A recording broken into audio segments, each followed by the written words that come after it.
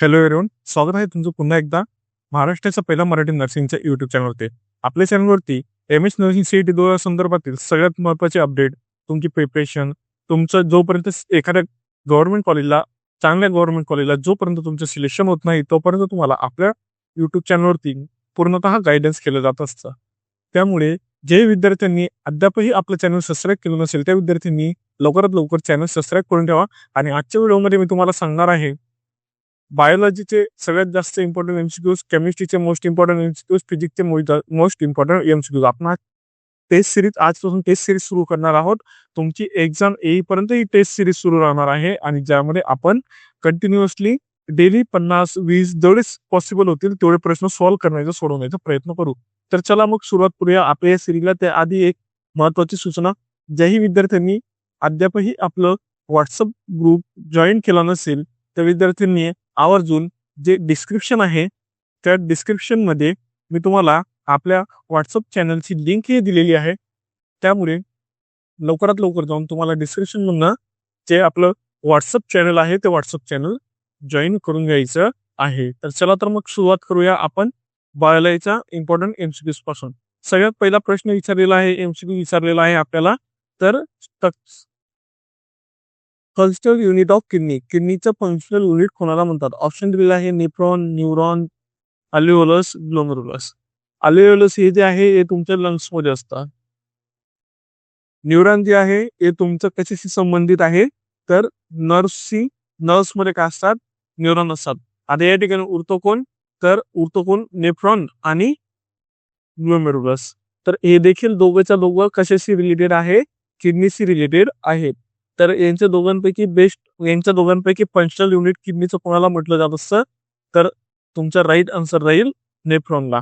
Nephron it is a functional unit of kidney. Definition नेफ्रॉनची अशी आहे. नेफ्रॉन इम्पॉर्टंट की मध्ये तुम्हाला हे लिहून ठेवायचं आहे. काय लिहिणार? तर nephron is a functional unit of kidney. ठीक आहे. पुढच्या एमसीक्यू आपण बघून घेऊया.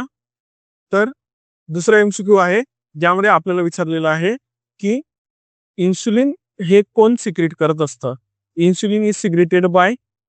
तरी ते कुठला ऑर्गन इन्सुलिन सिक्रेट करायचं काम करतो? या ठिकाणी ऑप्शन ए दिलेला आहे लिव्हर, बी दिलेला आहे अल्फा सेल, सी दिलेला आहे तुम्हाला बीटा सेल्स आणि डी दिलेला आहे पॅनक्रियास डक्ट. तर या ठिकाणी तुम्हाला तिघही ऑप्शन पैकी तुमचा राईट ऑप्शन कोणतं राहणार आहे? ऑप्शन सी हे तुमचा राईट ऑप्शन राहणार आहे. तर बीटा सेल काय करतात? इन्सुलिन सिक्रेट करत असतात. इन्सुलिन सिक्रेट करायचे काम कोण करतं? Insulin secreted by beta cells. पुढचा एमसीक्यू आहे आपला.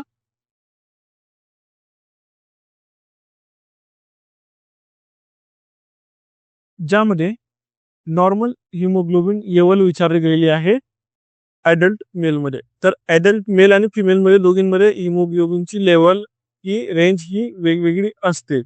तर सगळ्यात आधी आपण बघून घेऊया त्यांनी दिलेले ऑप्शन काय काय आहे.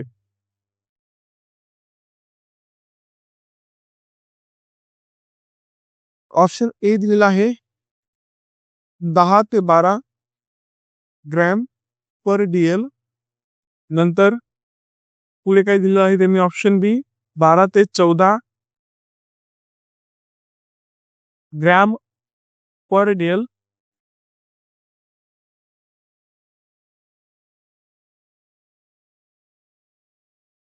आणि ऑप्शन सी दिलेला आहे 13 ते 17 ग्रॅम पर डीएल. आणि ऑप्शन डी दिलेला आहे तुम्हाला 18 ते 20 ग्रॅम पर डीएल. तर या ठिकाणी तुम्हाला पुन्हा की मध्ये लिहायचं आहे. लिहून घ्या विद्यार्थी मित्रांनो, मी सांगत जात आहे तुम्हाला राईट डाऊन करायचं आहे. तर पहिले येतो आपला ऍडल्ट मेल, दुसरं कोण दिलेलं आहे ऍडल्ट फिमेल दुसरं असतं. आता यांची दोघींची मी तुम्हाला नॉर्मल हिमोग्लोबिन लेवल सांगतो. ऍडल्ट मेल मध्ये 13 ते 17 ग्रॅम पर डीएल एवढं असतं आणि ऍडल्ट फिमेल मध्ये किती असतं? 12 ते 15 ग्रॅम पर डीएल हे तुमचं काय आहे? नॉर्मल नॉर्मल हिमोग्लोबिन लेवल आहे. तर आपल्या या ठिकाणी option C is the right answer, where adult male has 13 to 17 gram per DL normal hemoglobin level. Okay. Next काय विचारलेलं त्यांनी, युनिव्हर्सल ब्लड डोनर इज. तर युनिव्हर्सल ब्लड डोनर कोणाला म्हटलं जात असं, युनिव्हर्सल म्हणजेच काय, जो सगळ्यांना ब्लड देऊ शकतो, कुठल्याही ब्लड ग्रुपच्या व्यक्तीला तो काय डोनेट करू शकतो, ब्लड डोनेट करू शकतो. ऑप्शन ए दिलेलं त्यांनी या संदर्भात, ए प्लस बी आहे, B plus A B plus sorry, C आहे ओ मायनस आणि डी आहे ओ प्लस. प्लस मायनस म्हणजेच पॉझिटिव्ह निगेटिव्ह. यामध्ये तुम्हाला एक्सप्लेनेशन सांगतो मी. तर जो ओ निगेटिव्ह ब्लड ग्रुप असतो, ओ निगेटिव्ह जो तुमचा ब्लड ग्रुप असतो, या ठिकाणी मी पेनचा पॉईंट कमी करून घेतो जेणेकरून आपल्याला जास्त एक्सप्लेनेशन या ठिकाणी लिहिता येईल. तर तुमचा ओ निगेटिव्ह ब्लड ग्रुप मध्ये काय असतं, तर O negative blood group has no, मला लिहायला थोडा त्रास होतोय, मी एकदा हे व्यवस्थित अरेंज करतो, माफ करा. हॅज नो, एक मिनिट मला हे लॉक करू द्या, पुन्हा ओके, आता नाही होणार. Has no A or no B no RH, that is the antigen on its surface, on its surface. So that's why याच्या सरफेस वरती ना ए ना बी ना RH कुठल्याही पद्धतीचा, RH ज्याला आपण डी अँटीजन म्हणतो, अँटीजन नसतो. म्हणून हा याला काय म्हणतो आपण, ओ निगेटिव्ह म्हणत असतो. आणि याला त्यामुळे याचा फायदा काय होत असतो, तर इट कॅन गिव्स किंवा और डोनेट करू शकतो हा ऑल ब्लड ग्रुप्स, पण कधी तरी नेहमी लक्षात ठेवायचं, but in only emergency situation. Okay. आणि अजून एक महत्वाची गोष्ट लक्षात ठेवण्यासारखी कुठल्याही विद्यार्थी मित्रांनो, तर तुमचा युनिव्हर्सल डोनर नंतर तुमचा युनिव्हर्सल रेसिपियंट जो सगळ्यांकडनं ब्लड घेऊ शकतो. तर युनिव्हर्सल डोनर कोण आहे, तुमचा ओ निगेटिव्ह, आणि युनिव्हर्सल रेसिपियंट कोण आहे, तुमचा ए बी पॉझिटिव्ह. नेहमी लक्षात ठेवायचं. तर या प्रश्नाचं राईट आन्सर काय आहे, सी आहे, ओ निगेटिव्ह. ओके. नेक्स्ट आपल्याला काय विचारलेलं आहे, site of fertilization in human female मध्ये फर्टिलायझेशनची साईट कोणती आहे.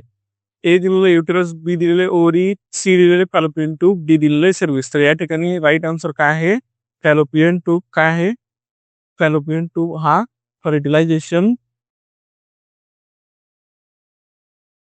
साईट आहे. कोणामध्ये पण नेहमी लक्षात ठेवायचं, फिमेल मध्ये. आणि या ठिकाणी आज तुम्ही विचारणार सर मेल मध्ये काय आहे, तर मेल मध्ये काय आहे, व्यास डिफरंट. ओके. पुढे कोणता विटॅमिन ब्लड क्लॉटिंग साठी हेल्पफुल राहतो, खूप सोपा आहे. Vitamin K is helpful for blood clotting.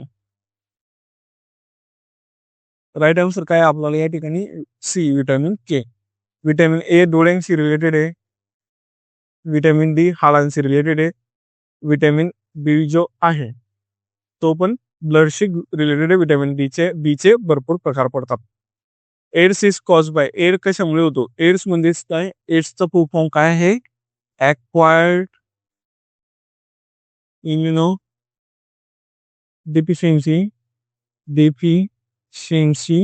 Syndrome.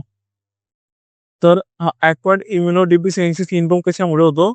तर ॲक्वायर्ड इम्युनो डिफिशियन्सी सिंड्रोम हा व्हायरसमुळे होतो. कशामुळे होतो? व्हायरसमुळे होतो.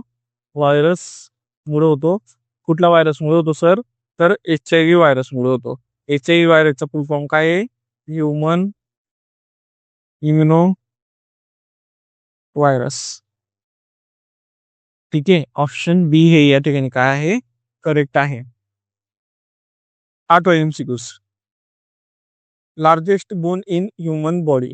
तर या ठिकाणी तुम्हाला माहिती आहे लार्जेस्ट बोन काय आहे ह्युमन बॉडीचा? कुठला आहे लार्जेस्ट बोन ह्युमन बॉडीचा? खूप कॉमन क्वेश्चन आहे. फिमर हा तुमचा काय आहे? लार्जेस्ट बोन आहे ह्युमन बॉडीचा. MCQ आपण ऑलरेडी डिस्कस केलेला आहे.